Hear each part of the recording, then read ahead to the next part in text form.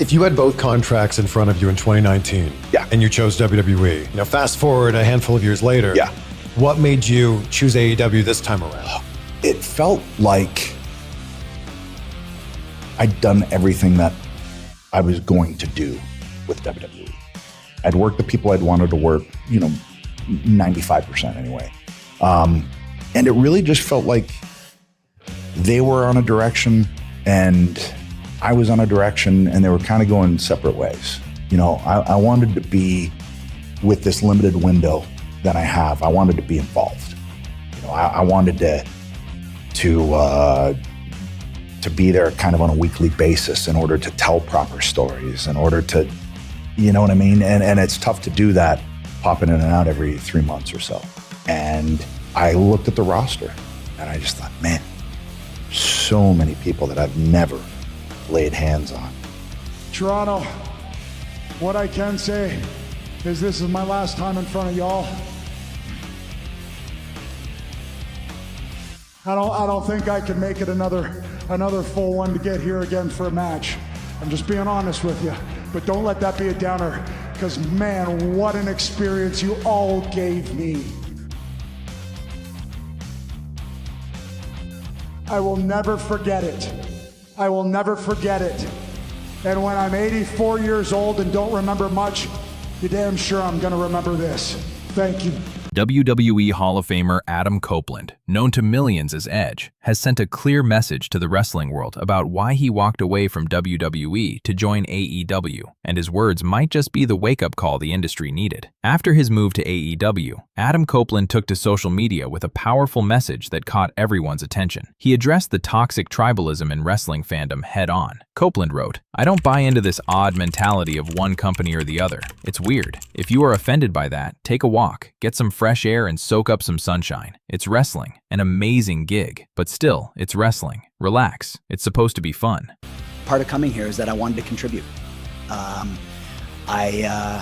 wanted to help, and I just felt like here I'd really be able to do that and have the opportunity to do that. And I look at an entire fresh roster of faces and so many talent that I've never laid hands on before. And that to me, as a person who is driven by challenges, that for me was the biggest thing. But here's where it gets interesting. He continued with what many are calling a warning to both companies and fans. If you're actually a fan of wrestling and not acronyms, that should make you happy too. What Copeland is essentially saying is this: the wrestling business is better when there are multiple viable options. More companies mean more opportunities for wrestlers, better creative freedom, and ultimately, better content for fans. His message wasn't just about his personal move. It was about the bigger picture of the industry's health. Wait a minute! Tony! That's Caliber! It's Adam Copeland! Oh my God! It's Adam Copeland! Hall of Famer, no doubt about it. And now the deck is divided in our hands. That's Caliber. How about this?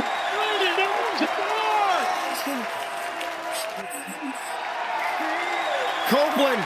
Now, let's talk about what really pushed Copeland out the door. In his interview with Inside the Ropes, he revealed something that many suspected but few talked about openly. Copeland explained, "For a while there, I didn't know who was in charge. I just didn't know, and it was a little confusing. It was right as my contract was coming up." So when you want to try and turn an audience on that, it can be difficult. And so in coming back, we all kind of sat down and figured, okay, maybe me as a babyface will be something that can get him hated.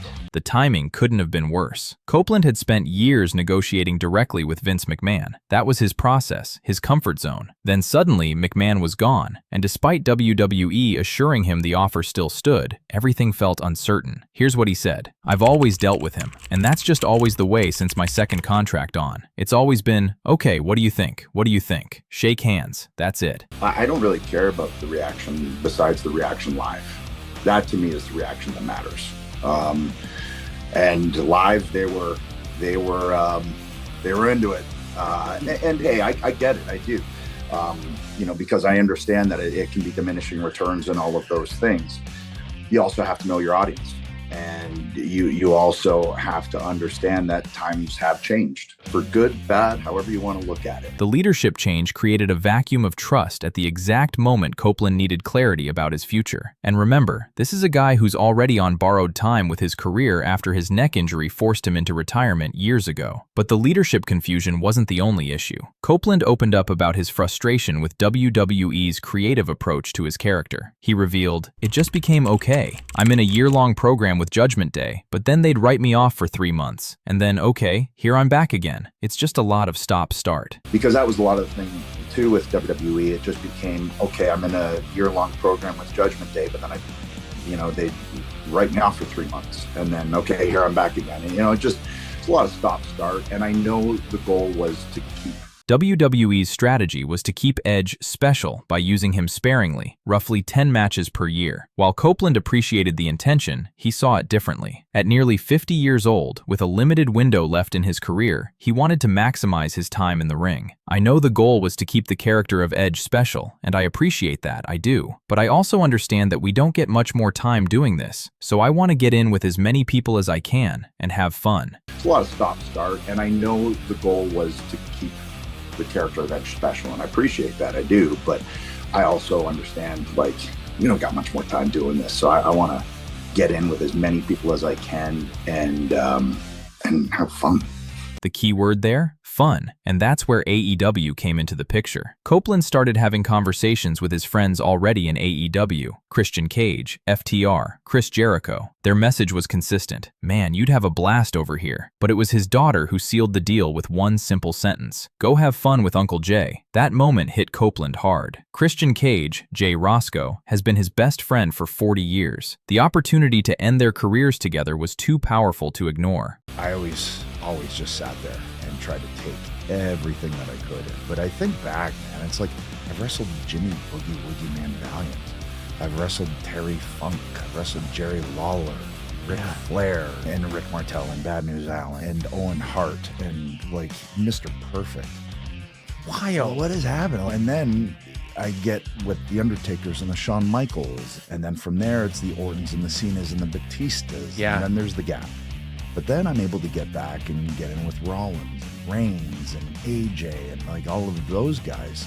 And this feels like a completely new chapter on top of that. In an interview with CBS Sports, Copeland revealed his conversation with his wife, Beth Phoenix. Beth said, "What's your perfect world?" I was like, "My perfect world is that I end my career with Jay." So suddenly, that perfect world looked like it could be there. It's tough to pass that up. Beyond the friendship factor, AEW offered something WWE couldn't at that point, a completely fresh roster. Copeland had wrestled almost everyone in WWE multiple times over his 25-year tenure. AEW presented matches he'd never had before.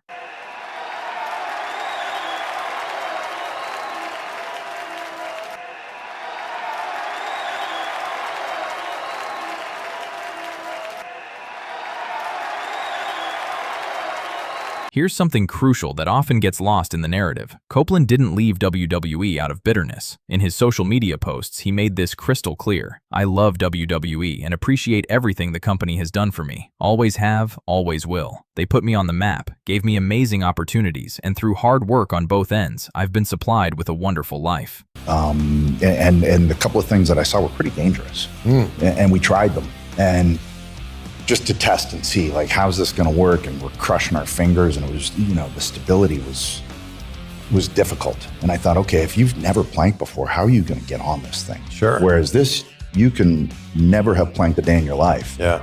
And you can hop on here and do it. And really, more than anything, we're thinking of, okay, a mom who's coming out of pregnancy or has had a C-section. He described the split as two parties simply outgrowing each other. Sometimes relationships just grow apart, and I feel the WWE and I have just outgrown each other. I wanted to do more. They didn't have much more for me to do. Simple as that, and that's okay. Copeland even acknowledged WWE's perspective. "I kind of got the sense there wasn't really a plan for me in WWE. I get it, because what else do we do? What else is there to do? And after 25 years, I've literally done everything there." I had to pretty quickly wrap my mind around the idea that this was, I was being told I could never do this again, right? Do you remember that day? Yeah, because we had done WrestleMania 27, me and Del Rio, world champ, So I'm thinking, okay, we'll get to the next pay-per-view. It's a ladder match. I'll drop the title there. Then I'll take a little break because, I was sore. Did Charlotte, just did commentary and a quick little spear. And but even that single spear, I was like, ooh, got a bit of a zinger there. So I drove up here because I just bought this house, drove up here, was sitting on my deck, and I got a call from Vince. And he told me, we're told you got to retire. You talk about making choices. You made a really big one earlier this year. I did. You, after 11 years, left WWE, and you didn't really make a big deal about it. You didn't put out a tweet about it. You didn't do a podcast. You didn't make a video. You kind of quietly left the company. I didn't want to make a big deal out of it because a lot of people do. I just want to do it different. I'm kind of against the grain a lot, where I'm just like, everybody's doing this. Let me try to do this over here. And I felt it was better that way because I figured if I want to keep wrestling and then I pop up somewhere, it's going to be a bigger surprise. And I feel wrestling is all about moments. Nobody really knows what's going to happen and when it's going to happen. And that's the beauty in wrestling, right? Like, you want to be surprised. Like, yes, you want to know, but you also love being surprised. And to me, that's always a very important thing, that you know maybe, but there's always that doubt. And that's what makes magic happen. Claudio, I'm convinced he's an alien. Like, there's no way that he's like that strong, that fast. And also he's smart, and he's nice, and he speaks 4 languages, and he's got this perfect, crazy superhero body, and like, there's no way. He's like, it's crazy that he's, just his ability in the ring is so good. Just one of the most perfect professional wrestlers to ever exist. Claudio Castagnoli sends a clear warning message to WWE by leaving and joining their biggest competitor. After 11 years of dedication to WWE as Cesaro, Castagnoli made the bold decision to leave the company and join AEW. And make no mistake, in his own words, he stated, "You sometimes have to take a leap of faith. This wasn't just a simple contract switch. This was a statement, a warning shot across the bow, a declaration that sometimes growth requires risk, and that talented performers won't settle for being underutilized." Today, we're breaking down everything you need to know about this monumental move, from the reasons behind his departure to his incredible reception in AEW. Do you feel like there was a moment there when you were really close and then something happened and then the plans went a different way? Yes. No. You're like, yes, many times. So it's all about building momentum, right? You have to find that momentum, and I feel I created that momentum a lot of times with the fans. I feel like that's the natural thing. You've seen that with in fact, the last time that really happened was with Becky. Becky just got red hot, and the fans made her undeniable. And I feel like I was on that verge a couple of times where the crowd was with me, my stuff was going awesome. And then it was just, okay, well, we're going in this direction now. And it was like, all right, back to square one. And that happened a bunch of times. But in the end, it all led to this. Let's start from the beginning. In February 2022, Claudio Castagnoli's WWE contract expired, and the two sides couldn't reach an agreement on an extension. For many, this came as a shock. Here was a performer beloved by fans and respected in the locker room, yet somehow, WWE let him walk away. But the writing was on the wall. Despite a brief push against Roman Reigns in 2021 and a WrestleMania victory over Seth Rollins, Castagnoli found himself barely used in his final months. He wasn't even included in the 30-man Royal Rumble match in January 2022. That exclusion became the turning point.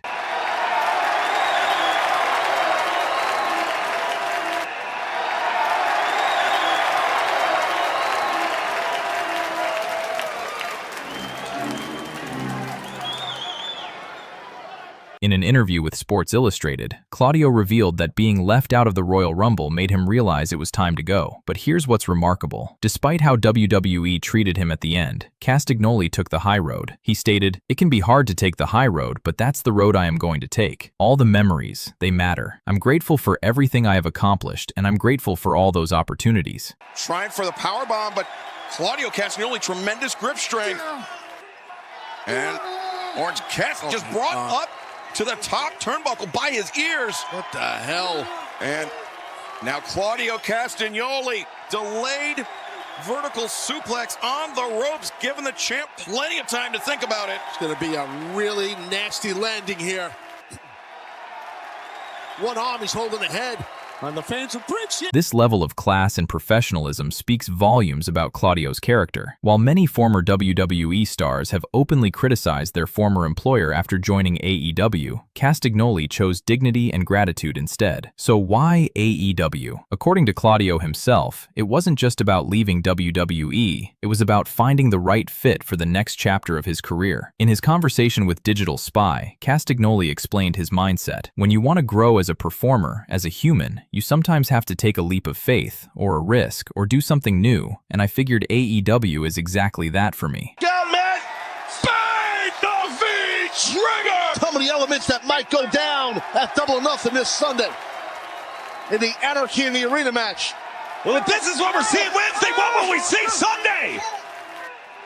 Omega looking for the one-winged angel, but Claudio Castagnoli bails out Matthew Jackson. But this wasn't a rash decision. Claudio had been following AEW since its inception, watching the product develop and evaluating whether it would be the right home for him. He knew he needed a place where he could face new challenges and work with different opponents. He told NBC Sports Boston, "I felt that I was a better fit at AEW, and there was a lot more for me to do with AEW when it comes to challenges. When it came to people I want to work with, there are just so many people there that I haven't wrestled either at all or in a very, very long time." I felt that I was a better fit at AEW, and there was a lot more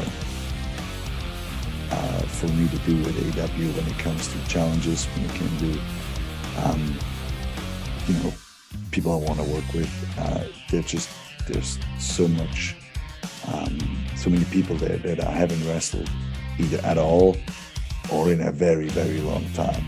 After leaving WWE, Castagnoli took 4 months to recharge mentally and physically. He knew what he wanted and where he wanted to go, but he also understood the importance of arriving fresh and ready to make an impact. As he put it, "That was time for me to take a break mentally, recharge, and come back better. My goal is always to be better than I was yesterday, to be better tomorrow than I am today." Cope sending Claudio over the barricade and trying to clear a path. They are coming. Yeah, they're right over our shoulders. This is wild here. Oh, wait a second. Wheeler Yuta. Yuta out of nowhere catching Cope. The Death Rider's always with the numbers advantage. Oh, good God. You know, Cope said he's going to take them out one by one, but now he's being double-teamed. And look at Marina's here as well. Marina Shafir, and you know that the AEW World Champion Jon Moxley is somewhere close at hand. Of course. It's Cope and Moxley on Sunday, March 9th, Revolution, live on pay-per-view for the AEW World Championship.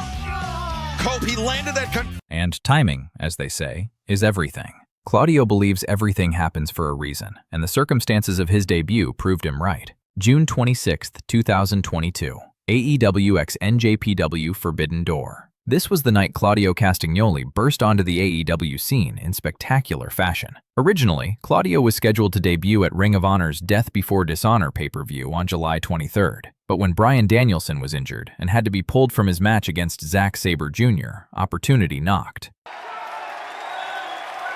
What the hell? I suggest you do the same.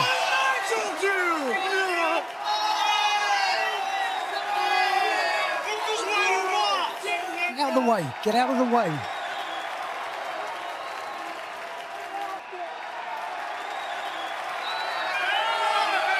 This has got to be stopped. This is too much.